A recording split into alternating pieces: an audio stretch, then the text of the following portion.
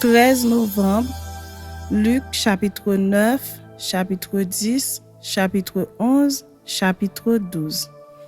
Jésus, ayant assemblé les 12, leur donna force et pouvoir sur tous les démons avec la puissance de guérir les maladies. Il les envoya prêcher le royaume de Dieu et guérir les malades. Ne prenez rien pour le voyage, leur dit-il, ni bâton, ni sac, ni pain, ni argent, et n'ayez pas de tunique. Dans quelque maison que vous entriez, restez-y, et c'est de là que vous partirez. Et si les gens ne vous reçoivent pas, sortez de cette ville et secouez la poussière de vos pieds en témoignage contre eux. Ils partirent et ils allèrent de village en village, annonçant la bonne nouvelle et opérant partout des guérisons. Hérode le tétrarque entendit parler de tout ce qui se passait et il ne savait que penser, car les uns disaient que Jean était ressuscité des morts, d'autres qu'Élie était apparu et d'autres qu'un des anciens prophètes était ressuscité. Mais Hérode disait: j'ai fait décapiter Jean. Qui donc est celui-ci dont j'entends dire de telles choses? Et il cherchait à le voir. Les apôtres, ayant de retour, racontèrent à Jésus tout ce qu'ils avaient fait. Il les prit avec lui et se retira à l'écart du côté d'une ville appelée Bethsaïda. Les foules, l'ayant su, le suivirent. Jésus les accueillit et il leur parlait du royaume de Dieu. Il guérit aussi ceux qui avaient besoin d'être guéris. Comme le jour commençait à baisser, les 12 s'approchèrent et lui dirent: renvoie la foule, afin qu'elle aille dans les villages et dans les campagnes des environs pour se loger et pour trouver des vivres, car nous sommes ici dans un lieu désert. Jésus leur dit: donnez-leur vous-même à manger.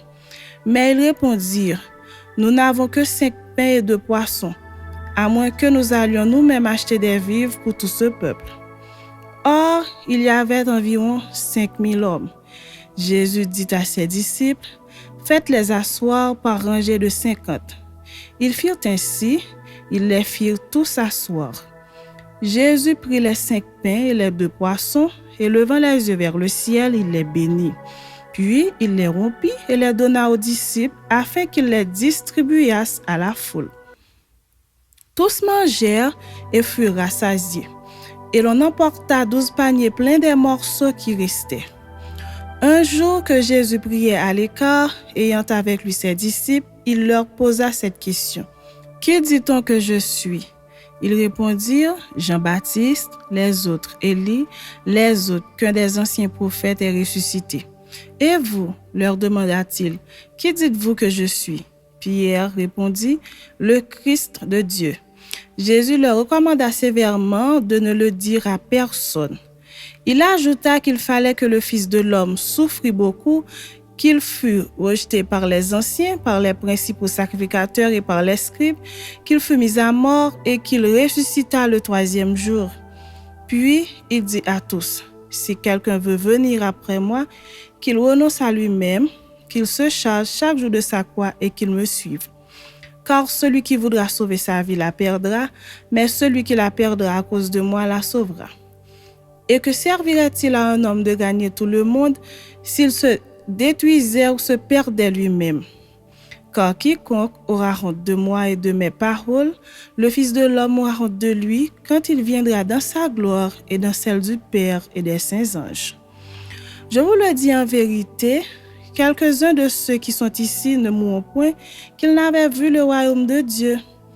Environ 8 jours après qu'il eut dit ces paroles, Jésus prit avec lui Pierre, Jean et Jacques et il monta sur la montagne pour prier. Pendant qu'il priait, l'aspect de son visage changea et son vêtement devint d'une éclatante blancheur. Et voici 2 hommes s'entretenaient avec lui. C'étaient Moïse et Élie, qui apparaissait dans la gloire, parlait de son départ qu'il allait accomplir à Jérusalem. Pierre et ses compagnons étaient apaisantis par le sommeil, mais, s'étant tenus éveillés, ils virent la gloire de Jésus et les 2 hommes qui étaient avec lui. Au moment où ces hommes se séparaient de Jésus, Pierre lui dit, « Maître, il est bon que nous soyons ici. Dressons trois tentes, une pour toi, une pour Moïse et une pour Élie. » Il ne savait ce qu'il disait. Comme il parlait ainsi, une nuée vint les couvrir, et les disciples furent saisis de frayeur en les voyant entrer dans la nuée. Et de la nuée sortit une voix qui dit, « Celui-ci est mon fils, élu, écoutez-le. » Quand la voix se fit entendre, Jésus se trouva seul. Les disciples gardèrent le silence et ils ne racontèrent à personne en ce temps-là rien de ce qu'ils avaient vu. Le lendemain, lorsqu'ils furent descendus de la montagne, une grande foule vint au-devant de Jésus. Et voici, du milieu de la foule, un homme s'écria, « Maître, je t'en prie, porte les regards sur mon fils, car c'est mon fils unique. » Un esprit le saisit, et aussitôt il pousse des cris. Et l'esprit l'agite avec violence, le fait écumer et a de la peine à se retirer de lui après l'avoir tout brisé. J'ai prié tes disciples de le chasser, et ils n'ont pas pu. Race incrédule et perverse, répondit Jésus. Jusqu'à quand serai-je avec vous et vous supporterai-je? Amène ici ton fils. Comme il approchait, le démon le jeta par terre et l'agita avec violence. Mais Jésus menaça l'esprit impur, guérit l'enfant et le rendit à son père. Et tous furent frappés de la grandeur de Dieu. Tandis que chacun était dans l'admiration de tout ce que faisait Jésus, il dit à ses disciples, « Pour vous, écoutez bien ceci. Le Fils de l'homme doit être livré entre les mains des hommes. » Mais les disciples ne comprenaient pas cette parole. Elle était voilée pour eux, afin qu'ils n'en eussent pas le sens. Et ils craignaient de l'interroger à ce sujet. Or, une pensée leur vint à l'esprit, savoir lequel d'entre eux était le plus grand. Jésus, voyant la pensée de leur cœur, prit un petit enfant, le plaça près de lui et leur dit, « Quiconque reçoit en mon nom ce petit enfant, me reçoit moi-même. Et quiconque me reçoit, reçoit celui qui m'a envoyé. Car celui qui est le plus petit parmi vous tous, c'est celui-là qui est grand. » Jean prit la parole et dit, « Maître, nous avons vu un homme qui chasse des démons en ton nom, et nous l'en avons empêché parce qu'il ne nous suit pas. » « Ne l'en empêchez pas, lui répondit Jésus, car qui n'est pas contre vous est pour vous. » Lorsque le temps où il devait être enlevé du monde approcha, Jésus prit la résolution de se rendre à Jérusalem. Il envoya devant lui des messagers qui se mirent en route et entrèrent dans un bouc des Samaritains pour lui préparer un logement. Mais on ne le reçut pas parce qu'il se dirigeait sur Jérusalem. Les disciples, Jacques et Jean, voyant cela, dirent, « Seigneur, veux-tu que nous commandions que le feu descende du ciel et les consume? » Jésus se tourna vers eux et les réprimanda, disant, « Vous ne savez de quel esprit vous êtes animés, car le Fils de l'homme est venu, non pour perdre les âmes des hommes, mais pour les sauver. » Et ils allèrent dans un autre bourg. Pendant qu'ils étaient en chemin, un homme lui dit, « Seigneur, je te suivrai partout où tu iras. » Jésus lui répondit, « Les renards ont des tanières et les oiseaux du ciel ont des nids, mais le Fils de l'homme n'a pas un lieu où il puisse reposer sa tête. » Il dit à un autre, « Suis-moi. » Il répondit, « Seigneur, permets-moi d'aller d'abord ensevelir mon Père. » Mais Jésus lui dit, « Laisse les morts ensevelir leurs morts, et toi, va annoncer le royaume de Dieu. » Un autre dit, « Je te suivrai, Seigneur, mais permets-moi d'aller d'abord prendre congé de ceux de ma maison. » Jésus lui répondit, « Quiconque met la main à la charrue et regarde en arrière n'est pas propre au royaume de Dieu. » Chapitre 10. Après cela, le Seigneur désigna encore 70 autres disciples et il les envoya 2 à 2 devant lui dans toutes les villes et dans tous les lieux où lui-même devait aller. Il leur dit, « La moisson est grande, mais il y a peu d'ouvriers. Priez donc le maître de la moisson d'envoyer des ouvriers dans sa moisson. Partez, voici je vous envoie comme des agneaux au milieu des loups. Ne portez ni bourse, ni sac, ni souliers, et ne saluez personne en chemin. Dans quelque maison que vous entriez, dites d'abord que la paix soit sur cette maison. Et s'il se trouve là un enfant de paix, votre paix reposera sur lui. Sinon, elle reviendra à vous. Demeurez dans cette maison-là, mangeant et buvant ce qu'on vous donnera, car l'ouvrier mérite son salaire. N'allez pas de maison en maison. Dans quelque ville que vous entriez et où l'on vous recevra, mangez ce qui vous sera présenté, guérissez les malades qui s'y trouveront et dites-leur, le royaume de Dieu s'est approché de vous. Mais dans quelque ville que vous entriez et où l'on ne vous recevra pas, allez dans ces rues et dites, nous secouons contre vous la poussière même de votre ville qui s'est attachée à nos pieds. Sachez cependant que le royaume de Dieu s'est approché. Je vous dis qu'en ce jour, Sodome sera traitée moins rigoureusement que cette ville-là. Malheur à toi, Chorazine, malheur à toi, Bethsaïda, car si les miracles qui ont été faits au milieu de vous avaient été faits dans Tyr et dans Sidon, il y a longtemps qu'elles seraient repenties en prenant le sac et la cendre. C'est pourquoi, au jour du jugement, Tyr et Sidon seront traités moins rigoureusement que vous. Et toi, Capernaum, qui as été élevé jusqu'au ciel, tu seras abaissé jusqu'au séjour des morts. Celui qui vous écoute, m'écoute, et celui qui vous rejette, me rejette. Et celui qui me rejette, rejette celui qui m'a envoyé. Les 70 revinrent avec joie, disant, Seigneur, les démons même nous sont soumis en ton nom. Jésus leur dit, je voyais Satan tomber du ciel comme un éclair. Voici, je vous ai donné le pouvoir de marcher sur les serpents et les scorpions et sur toute la puissance de l'ennemi, et rien ne pourra vous nuire. Cependant, ne vous réjouissez pas de ce que les esprits vous sont soumis, mais réjouissez-vous de ce que vos noms sont écrits dans les cieux. En ce moment même, Jésus tressaillit de joie par le Saint-Esprit et il dit, je te loue, Père, Seigneur du ciel et de la terre, de ce que tu as caché ces choses aux sages et aux intelligents, de ce que tu les as révélées aux enfants. Oui, Père, je te loue de ce que tu l'as voulu ainsi. Toutes ces choses m'ont été données par mon Père, et personne ne connaît qui est le Fils, si ce n'est le Père, ni qui est le Père, si ce n'est le Fils, et celui à qui le Fils veut le révéler. Et se tournant vers les disciples, il leur dit en particulier, heureux les yeux qui voient ce que vous voyez. Car je vous dis que beaucoup de prophètes et de rois ont désiré voir ce que vous voyez et ne l'ont pas vu, entendre ce que vous entendez et ne l'ont pas entendu.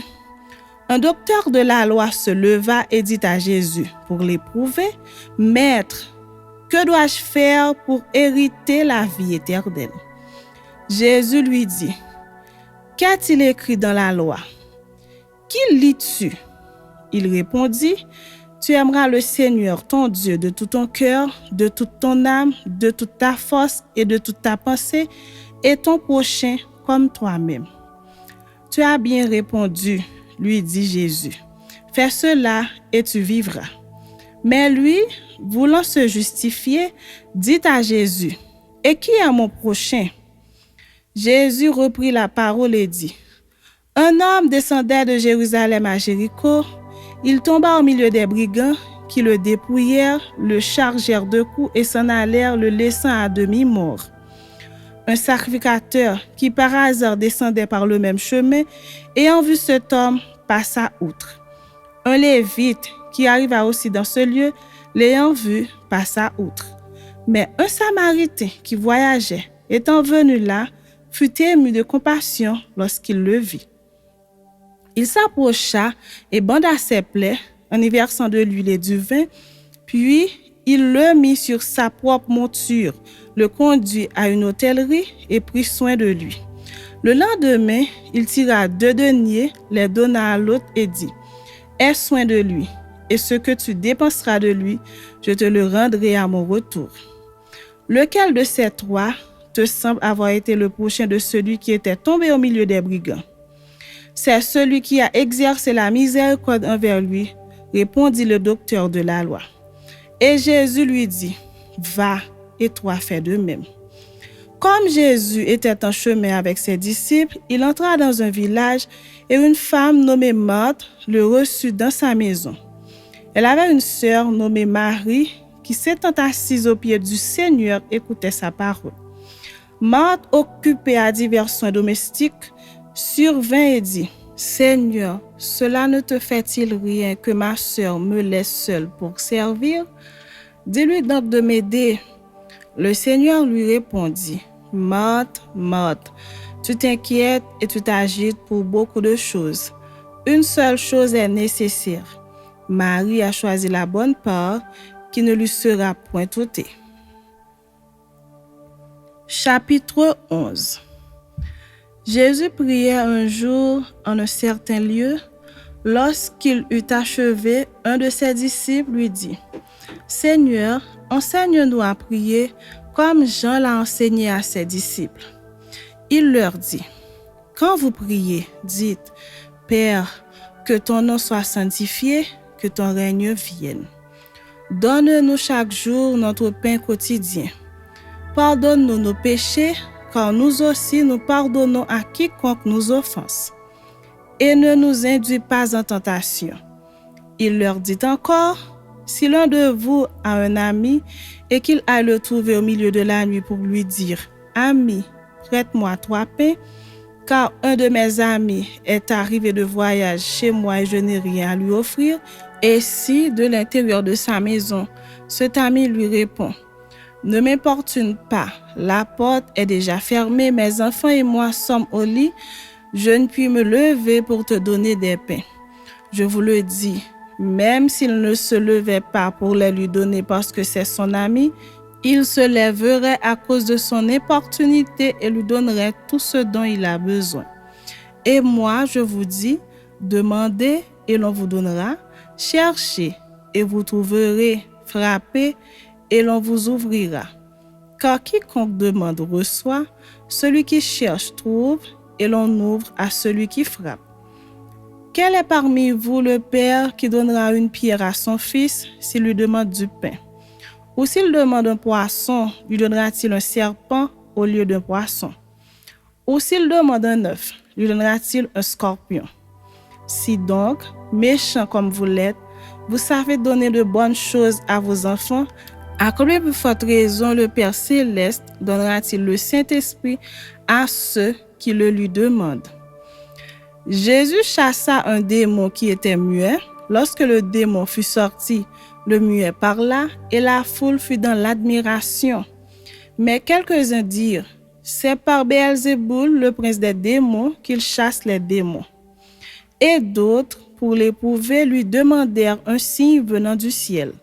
Comme Jésus connaissait leurs pensées, il leur dit, « Tout royaume divisé contre lui-même est dévasté, et une maison s'écroule sur une autre. Si donc Satan est divisé contre lui-même, comment son royaume subsistera-t-il puisque vous dites que je chasse les démons par Béelzéboul? Et si moi, je chasse les démons par Béelzéboul, vos fils, par qui les chassent-ils? C'est pourquoi ils seront eux-mêmes vos juges. Mais si c'est par le droit de Dieu que je chasse les démons, le royaume de Dieu est donc venu vers vous. Lorsqu'un homme fort et bien armé garde sa maison, ce qu'il possède est en sûreté. Mais si un plus fort que lui survient et le dompte, il lui enlève toutes les armes dans lesquelles il se confiait et il distribue ses dépouilles. Celui qui n'est pas avec moi est contre moi, et celui qui n'assemble pas avec moi disperse. Lorsque l'esprit impur est sorti d'un homme, il va dans des lieux arides pour chercher du repos. N'en trouvant point, il dit, « Je retournerai dans ma maison d'où je suis sorti. » Et quand il arrive, il la trouve balayée et ornée, alors il s'en va et il prend 7 autres esprits plus méchants que lui. Ils entrent dans la maison, s'y établissent et la dernière condition de cet homme est pire que la première. Tandis que Jésus parlait ainsi, une femme, élevant la voix du milieu de la foule, lui dit, « Heureux le saint qui t'a porté heureuses les mamelles qui t'ont allaité. Et il répondit, heureux plutôt ceux qui écoutent la parole de Dieu et qui la gardent. Comme le peuple s'amassait en foule, il se mit à dire, cette génération est une génération méchante, elle demande un miracle, il ne lui sera donné d'autre miracle que celui de Jonas. Car de même que Jonas fut un signe pour les Ninivites, de même le Fils de l'homme en sera un pour cette génération. La reine du Midi se lèvera au jour du jugement avec les hommes de cette génération et les condamnera parce qu'elle vient des extrémités de la terre pour entendre la sagesse de Salomon. Et voici, il y a ici plus que Salomon. Les hommes de Ninive se lèveront au jour du jugement avec cette génération et la condamneront parce qu'ils se repentirent à la prédication de Jonas. Et voici, il y a ici plus que Jonas. Personne n'allume une lampe pour la mettre dans un lieu caché ou sous le boisseau, mais on la met sur le chandelier afin que ceux qui entrent voient la lumière. Ton œil est la lampe de ton corps. Lorsque ton œil est en bon état, tout ton corps est éclairé. Mais lorsque ton œil est en mauvais état, ton corps est dans les ténèbres. Prends donc garde que la lumière qui est en toi ne soit ténèbres. Si donc tout ton corps est éclairé, n'ayant aucune partie dans les ténèbres, il sera entièrement éclairé comme lorsque la lampe t'éclaire de sa lumière. Pendant que Jésus parlait, un pharisien le pria de dîner chez lui. Il entra et se mit à table. Le pharisien vit avec étonnement qu'il ne s'était pas lavé avant le repas. Mais le Seigneur lui dit, « Vous, pharisiens, vous nettoyez le dehors de la coupe et du plat, et à l'intérieur vous êtes pleins de rapine et de méchanceté. Insensé, celui qui a fait le dehors n'a-t-il pas fait aussi le dedans? Donnez plutôt en aumône ce qui est dedans, et voici toutes choses seront pures pour vous. Mais malheur à vous, pharisiens, parce que vous payez la dîme de la menthe, de la rue et de toutes les herbes, et que vous négligez la justice et l'amour de Dieu. C'est là ce qu'il fallait pratiquer, sans omettre les autres choses. Malheur à vous, pharisiens, parce que vous aimez les premiers sièges dans les synagogues et les salutations dans les places publiques. Malheur à vous, parce que vous êtes comme les sépulcres qui ne paraissent pas et sur lesquels on marche sans le savoir.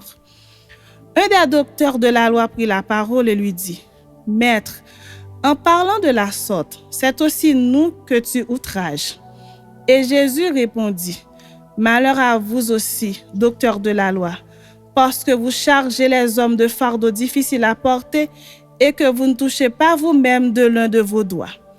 Malheur à vous, parce que vous bâtissez les tombeaux des prophètes que vos pères ont tués.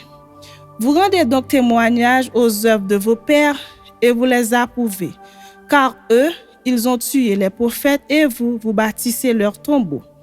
C'est pourquoi la sagesse de Dieu a dit, « Je leur enverrai des prophètes et des apôtres, ils tueront les uns et persécuteront les autres, afin qu'il soit demandé compte à cette génération du sang de tous les prophètes qui a été répandu depuis la création du monde, depuis le sang d'Abel jusqu'au sang de Zacharie, tué entre l'autel et le temple. Oui, je vous le dis, il en sera demandé compte à cette génération. Malheur à vous, docteurs de la loi, parce que vous avez enlevé la clé de la science. Vous n'êtes pas entrés vous-même et vous avez empêché d'entrer ceux qui le voulaient. » Quand il fut sorti de là, les scribes et les pharisiens commencèrent à le presser violemment et à le faire parler sur beaucoup de choses, lui tendant des pièges pour surprendre quelques paroles sorties de sa bouche. Chapitre 12. Sur ces entrefaits, les gens s'étant rassemblés par milliers au point de se fouler les uns les autres, Jésus se mit à dire à ses disciples, « Avant tout, gardez-vous du levain des pharisiens qui est l'hypocrisie. Il n'y a rien de caché qui ne doive être découvert, ni de secret qui ne doivent être connus. C'est pourquoi tout ce que vous aurez dit dans les ténèbres sera entendu dans la lumière, et ce que vous aurez dit à l'oreille dans les chambres sera prêché sur les toits. Je vous dis, à vous qui êtes mes amis, ne craignez pas ceux qui tuent le corps et qui après cela ne peuvent rien faire de lui. je vous montrerai qui vous devez craindre. Craignez celui qui, après avoir tué, a le pouvoir de jeter dans la géhenne. Oui, je vous le dis, c'est lui que vous devez craindre. Ne vend-on pas 5 passereaux pour 2 sous? Cependant, aucun d'eux n'est oublié devant Dieu. Et même les cheveux de votre tête sont tous comptés. Ne craignez donc point, vous valez plus que beaucoup de passereaux. Je vous le dis, quiconque me confessera devant les hommes, le Fils de l'homme le confessera aussi devant les anges de Dieu. Mais celui qui me reniera devant les hommes sera renié devant les anges de Dieu. Et quiconque parlera contre le Fils de l'homme, il lui sera pardonné. Mais à celui qui blasphémera contre le Saint-Esprit, il ne sera point pardonné. Quand on vous mènera devant les synagogues, les magistrats et les autorités, ne vous inquiétez pas de la manière dont vous vous défendrez, ni de ce que vous direz. Car le Saint-Esprit vous enseignera à l'heure même ce qu'il faudra dire. Quelqu'un dit à Jésus, du milieu de la foule, « Maître, dis à mon frère de partager avec moi notre héritage. » Jésus lui répondit, « Ô homme, qui m'a établi pour être votre juge, ou pour vous faire vos partages. » Puis il leur dit, « Gardez-vous avec soin de toute avarice, car la vie d'un homme ne dépend pas de ses biens, fût-il dans l'abondance. » Et il leur dit cette parabole, « Les terres d'un homme riche avaient beaucoup rapporté. Et il raisonnait en lui-même disant, « Que ferai-je, car je n'ai pas de place pour serrer ma récolte. Voici, dit-il, ce que je ferai. J'abattrai mes greniers, j'en bâtirai de plus grands, j'y amasserai toute ma récolte et tous mes biens. Et je dirai à mon âme, tu as beaucoup de biens en réserve pour plusieurs années, repose-toi, mange, bois et réjouis-toi. » Mais Dieu lui dit, insensé, cette nuit même ton âme te sera redemandée. Et ce que tu as préparé, pour qui cela sera-t-il? Il en est ainsi de celui qui amasse des trésors pour lui-même et qui n'est pas riche pour Dieu. Jésus dit ensuite à ses disciples, « C'est pourquoi je vous dis, ne vous inquiétez pas pour votre vie de ce que vous mangerez, ni pour votre corps de quoi vous serez vêtus. La vie est plus que la nourriture et le corps plus que le vêtement. Considérez les corbeaux, ils ne sèment ni ne moissonnent, ils n'ont ni cellier ni grenier, et Dieu les nourrit. Combien ne valez-vous pas plus que les oiseaux? Qui de vous, par ses inquiétudes, peut ajouter une coudée à la durée de sa vie? Si donc, vous ne pouvez pas même la moindre chose, pourquoi vous inquiétez-vous du reste? Considérez comment croissent les lits. Ils ne travaillent ni ne filent. Cependant, je vous dis que Salomon même, dans toute sa gloire, n'a pas été vêtu comme l'un d'eux. Si Dieu revêt ainsi l'herbe qui est aujourd'hui dans les champs et qui demain sera jetée au four, à combien plus forte raison ne vous verra-t-il pas, gens de peu de foi? En vous, ne cherchez pas ce que vous mangerez et ce que vous boirez, et ne soyez pas inquiets. Car toutes ces choses, ce sont les païens du monde qui les cherchent. Votre Père sait que vous en avez besoin. Cherchez plutôt le royaume de Dieu, et toutes ces choses vous seront données par-dessus. Ne crains point, petit troupeau, car votre Père a trouvé bon de vous donner le royaume. Vendez ce que vous possédez et donnez-le en aumône. Faites-vous des bourses qui ne s'usent point, un trésor inépuisable dans les cieux, où le voleur n'approche point et où la teigne ne détruit point. Car là où est votre trésor, là aussi sera votre cœur. Que vos reins soient sains et vos lampes allumées, et vous soyez semblables à des hommes qui attendent que leur maître revienne des noces, afin de lui ouvrir dès qu'il arrivera et frappera. Heureux ces serviteurs que le maître à son arrivée trouvera veillant. Je vous le dis en vérité, il se tiendra, les fera mettre à table et s'approchera pour les servir. Qu'il arrive à la 2e ou à la 3e veille, heureux ses serviteurs s'il les trouve veillants. Sachez-le bien, si le maître de la maison savait à quelle heure le voleur doit venir, il veillerait et ne laisserait pas percer sa maison. Vous aussi, tenez-vous prêts, car le Fils de l'homme viendra à l'heure où vous n'y penserez pas. Pierre lui dit, Seigneur, est-ce à nous ou à tous que tu adresses cette parabole? Et le Seigneur dit, quel est donc l'économe fidèle et prudent que le maître établira sur ses gens pour leur donner la nourriture au temps convenable? Heureux ce serviteur que son maître à son arrivée trouvera faisant ainsi. Je vous le dis en vérité, il l'établira sur tous ses biens. Mais si ce serviteur dit en lui-même, mon maître tarde à venir, s'il se met à battre les serviteurs et les servantes, à manger, à boire et à s'enivrer, le maître de ce serviteur viendra le jour où il ne s'y attend pas et à l'heure qu'il ne connaît pas, il le mettra en pièces et lui donnera sa part avec les infidèles. Le serviteur qui, ayant connu la volonté de son maître, n'a rien préparé, n'a pas agi selon sa volonté, sera battu d'un grand nombre de coups. Mais celui qui, ne l'ayant pas connu, a fait des choses dignes de châtiment, sera battu de peu de coups. On demandera beaucoup à qui l'on a beaucoup donné, et on exigera davantage de celui à qui l'on a beaucoup confié. Je suis venu jeter un feu sur la terre, et qu'ai-je à désirer s'il est déjà allumé? Il est un baptême dont je dois être baptisé, et combien il me tarde qu'il soit accompli. Pensez-vous que je sois venu apporter la paix sur la terre? Non, vous dis-je, mais la division. Car désormais, 5 dans une maison seront divisés, 3 contre 2 et 2 contre 3. Le père contre le fils et le fils contre le père, la mère contre la fille et la fille contre la mère, la belle-mère contre la belle-fille et la belle-fille contre la belle-mère. Il dit encore aux foules, quand vous voyez un nuage se lever à l'Occident, vous dites aussitôt, la pluie vient. Et il arrive ainsi. Et quand vous voyez souffler le vent du midi, vous dites, il fera chaud. Et cela arrive. Hypocrite, vous savez discerner l'aspect de la terre et du ciel. Comment ne discernez-vous pas ce temps-ci? Et pourquoi ne discernez-vous pas de vous-même ce qui est juste? Lorsque tu vas avec ton adversaire devant le magistrat, tâche en chemin de te dégager de lui, de peur qu'il ne te traîne devant le juge, que le juge ne te livre à l'officier de justice et que celui-ci ne te mette en prison. Je te le dis, tu ne sortiras pas de là que tu n'aies payé jusqu'à dernière